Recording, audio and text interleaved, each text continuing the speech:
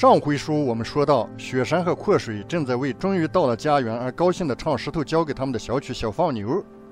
爱将听得入迷的时候，牦牛、马和驴都惊恐地倒退，这到底是咋回事？在前面的晚霞下面，30-40头狼坐着挡住了去路。突然，伴随着一声熟悉的口哨，石头看见这些狼站起来，迎着石头他们不紧不慢地走了过来，然后散开，从3个方向包围了4人2车，还将3头牦牛分割在2架车在后面。石头示意薛爱江小姐不要放弩箭，自己跳下马车，蹲下身躯，嗓子眼里发出一阵呜呜的声音。几只狼撤围，摇着尾巴过来扑向石头。一只个头最大的狼呲牙向其他狼轻轻吼叫，其他狼都趴下。那大狼嗅嗅石头的气味，2只前爪搭在石头肩膀上，伸出舌头舔石头的面颊。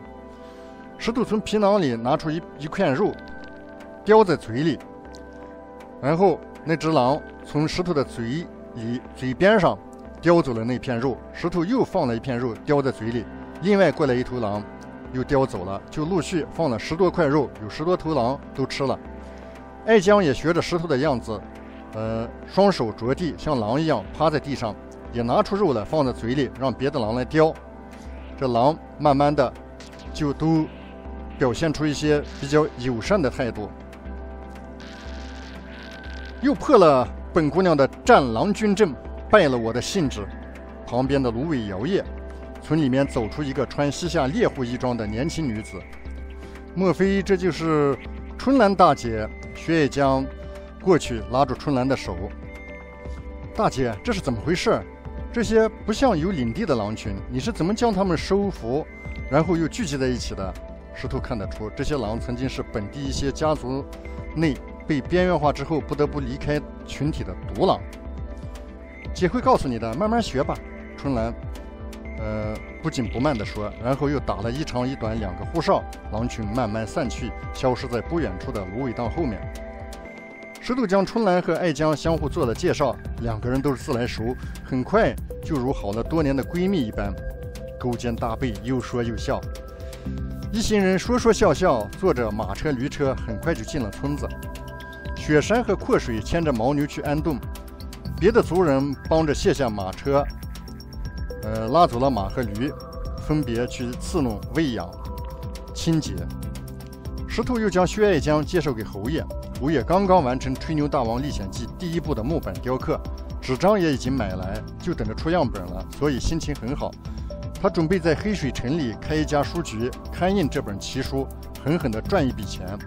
作者就准备写吹牛王子萧石头，当然现在这还是个秘密。薛爱江觉得有些惊诧，这位辽国侯爷秃顶，衣服补丁落补丁，严实也没擦干净，简直就是个乡下粗鄙老头，哪有一点贵族气派？侯爷也不计较爱江的眼神，只是招呼族人给这西夏贵人准备一个宽敞干净的窝棚。薛爱江立刻拒绝了，他可不相信侯爷能给他安排多么好的房间。他说他要与春兰在一起，白天晚上都在一起。他还说这是晋王，也是自己父亲大学士薛元礼的意思，必须学会与狼沟通，成为西夏狼学创始人。石头说狼学可能太粗俗了，不如叫动物学吧，还将后世听说来的动物学包括的范畴大概讲了讲。春兰和爱江不住地点头，他们都觉得这位吹牛王子的学问好杂。第2天，侯爷早早起来忙活自己的故事书刊印事宜。石头、春兰、爱江3个人骑马从村子里出来。爱江说希望先将晋王爷交代的一件事情办好，教会石头和春兰使用夏国神臂弓。这神臂弓实际上是一种高强拉力弩机，据说晋王曾经在300步以外射穿了3层西夏国将士的铠甲。石头还记得前世的袁腾飞袁老师曾经讲过，西夏的兵器工业在当时是最先进的，刀剑、矛、铠甲、马具的制作工艺都远远超过同时代的大宋和大辽。单就铠甲而言，用的是冷锻技术，用耐磨和有韧性的材料，将带有凸起的甲片穿起来，能轻易地改变箭头接触后的方向，使箭滑落。大宋的将领们100步都不可能射穿哪怕1层的夏国铠甲，而晋王却能在300步之外射穿3层。这件事情除了晋王的云雾之外，夏国铠甲设计精良也是很重要的一个原因。大夏神臂弓用坚韧的山桑木为弩弓，弩弓两端用牦牛角，弩身用坚实的檀木，麻为弦，轻巧坚韧。不说这神臂弓与铠甲、刀剑等军事装备的制作工艺，单说这神臂弓的使用却简单多了。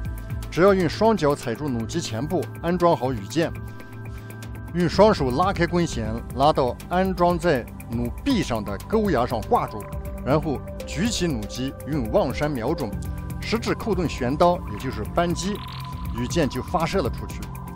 很快教会了春兰和石头使用神臂弓之后，爱将说：“现在我该深入学习驾驭虎狼的技术了吧？”春兰仰起头，喉咙里发出很像狼嚎的声音。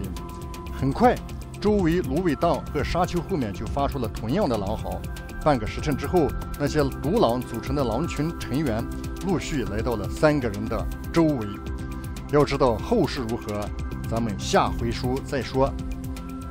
欢迎新朋友们订阅我，老朋友们继续支持我。下一集更加精彩，我会努力说得更好。谢谢，再见，拜拜。